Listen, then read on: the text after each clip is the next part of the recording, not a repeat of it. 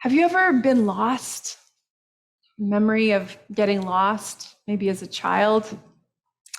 I remember distinctly coming out of dance class after dark when I was 6 or 7 years old and getting into the back seat of the wrong station wagon. And the woman turned around and looked at me and I was like, uh-oh, that is not my mom. And I got out of there really, really quickly. Commentators like to play with this beloved parable. One of the ways that they try to get into it is by playing with the title of it. And I've talked about this before.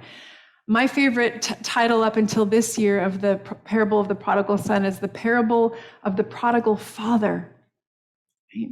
Because the father is the one who is profligate, prodigal, wasteful, extravagant, even ridiculous with his love, right? How undignified to run out to this son, to embrace him with hugs and kisses, and before he even gets his penitent speech out, to wrap the best robe around him and put a ring on his hand and sandals on his feet and kill the fatted calf, right? This son who's literally forced him to sell half of his property and reduced his circumstances and shamed him, right? But this prodigal father has no shame. But this year I'm thinking about another alternate title, which is the parable of the lost sons. It comes in the part of the Gospel of Luke where we're talking about a lost coin and a lost sheep. So the lost sons makes sense. And it makes sense also because not just the younger son, but the older son, in some sense, is also lost. This parable is so well loved and so often told and heard and represented that it can be hard. It can be easy to say, yeah, we know what that's about, and hard to kind of get into it. But the beautiful thing about parables is they always have something new to give us. So the trick is to find your way in. This parable is not only core to Christian faith, it's also core to Grace Church. And if you don't believe me, just go across to the Newton Room and turn to the north and look at the window. That was the very first window that was put in here when the reconstruction was happening. And it's the window of the prodigal son. It also has the lost sheep and the lost coin. Or if that's not enough, go out the door and read the plaque on the wall that has the grace acrostic. And the first line of the grace acrostic is, grace exists as a bridge to bring God's children home. Right?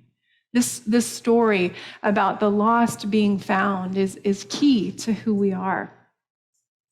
How do we get into it? I think if we can find our own experiences of lostness, maybe physical lostness helps us. A parishioner shared with me a story of getting lost in the sand dunes in Arizona one time. That was a pretty profound experience of lostness. Perhaps physical lostness, but perhaps spiritual, mental, emotional, relationship, that sense of being lost. Or maybe, if we look a little harder, there have been times when, like the older son, we've been lost without even knowing it. Right? We've been lost right where we are because we were stuck in our own righteousness. I know for me, as I think about this parable, most of my life I've been the older son. I've related to the older son. I'm the oldest child in my family. Not only that, I'm the oldest of an oldest of an oldest. My father started kind of acting as protector and provider for his younger sisters when he was very small. His father literally had to drop out of college and become the provider for his family when his father died at a young age. And I gave away all of my toys to my younger sisters when I was 9 and started babysitting for them at that age. All right, so oldest children, we know how it's done. I know you're out there. You can identify if you like. We know what's right. We do what's right. We know about responsibility, right? We pull our own weight and then some, right? We know how this works, right? I know you're out there. But for me, it was actually my experience of lostness over this last year that has been the biggest experience of grace that I honestly have had in my life. When doing it on my own, using my own resources, stopped working for me, right? Because I ran dry. I realized that I had left I had left home spiritually. I had gone to a distant place and I had squandered all of the love, all of the grace, all of the compassion, all of the energy, all of the deep peace that had been given to me as my portion, right, of my inheritance from my Father. And then I came up empty. The well ran dry because I wasn't connected to the source. And as you know, I went through a period of depression, of physical pain and difficulty. But that experience of lostness, of brokenness, of learning actually that I can't do it all on my own, right, has caused me to learn to depend on God every single day, to surrender to God every single day, even as I'm still coming out of this and can't do all of the things that I want. Every day I say, okay, God, here you go. What are we going to do today? And at the end of the day, I say, oh, thanks, that was good. There were some things that surprised me, right? Because I wasn't doing it all on my own.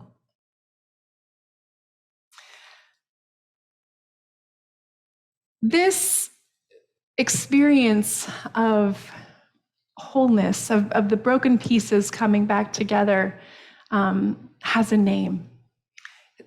It's called reconciliation.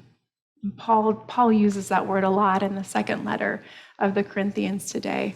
And if you can think of your Latin roots, recon, right, means together again, right? Bringing those broken, lost pieces together again into a whole. And if you pick up the Book of Common Prayer in front of you and flip to page 855, you'll find the mission of the church defined. The mission of the church defined as restoring all people to unity with God and with one another in Christ. That recon, that bringing together, that restoring of oneness. Right?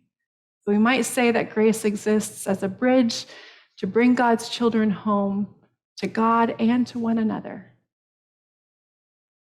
And so this experience of union with God, of depending on God, of being one with God day after day, of being connected to the source, right? This is what mystics have always sought of every faith tradition, union with God.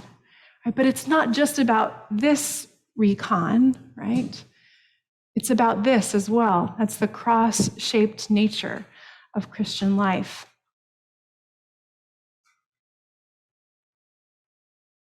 Paul, in his letter to the Corinthians, gives us a few concrete breadcrumbs of how this is done. He says that God doesn't count their trespasses against them. That's God's part in the reconciliation business.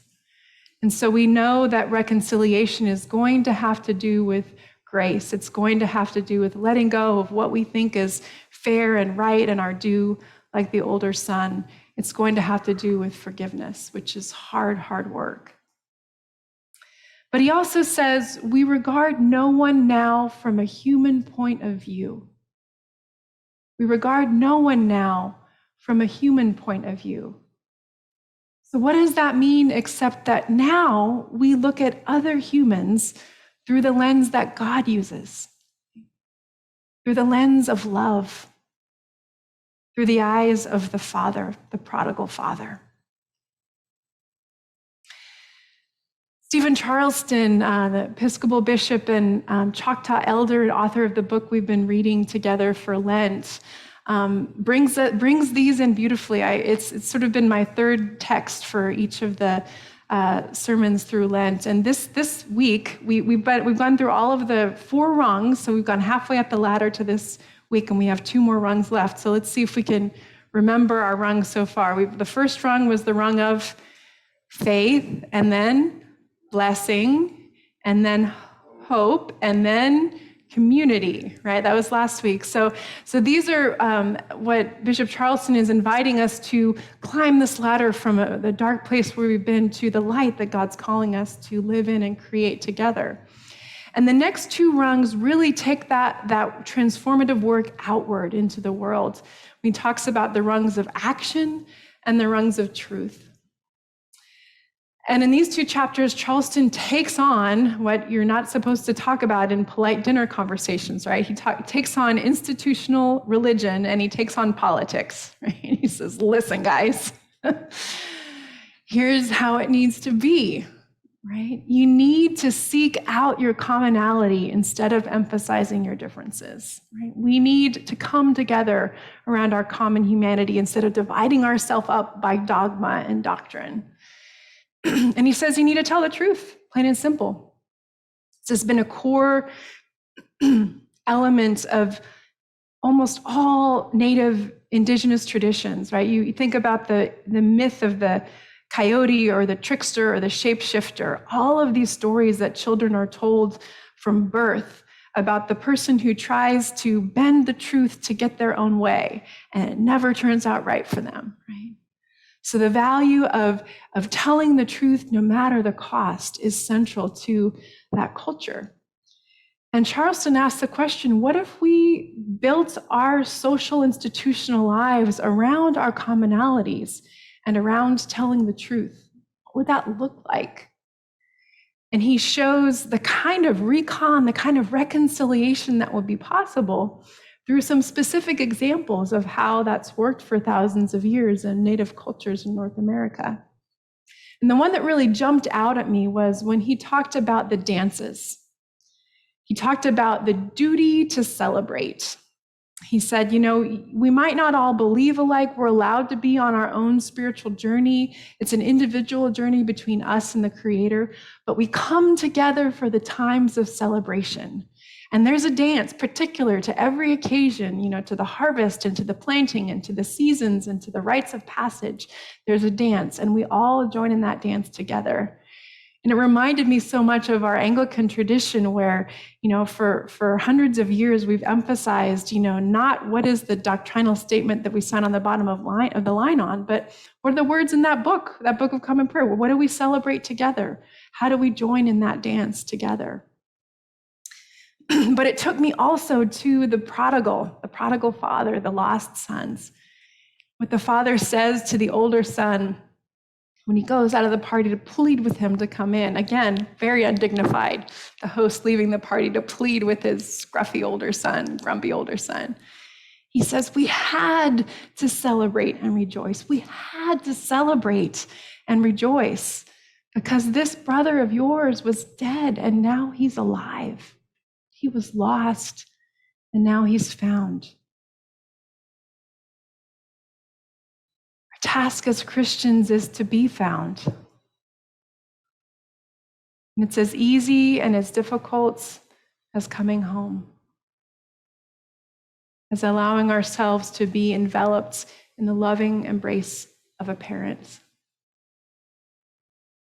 And it's as easy and as difficult as forgiveness. Forgiveness of others, forgiveness of the world, of reality, forgiveness of God, ourselves, receiving forgiveness, just letting go. It's as simple and as hard as going into the party. We've said these things to you in the name of our friend and Savior, Jesus the Christ.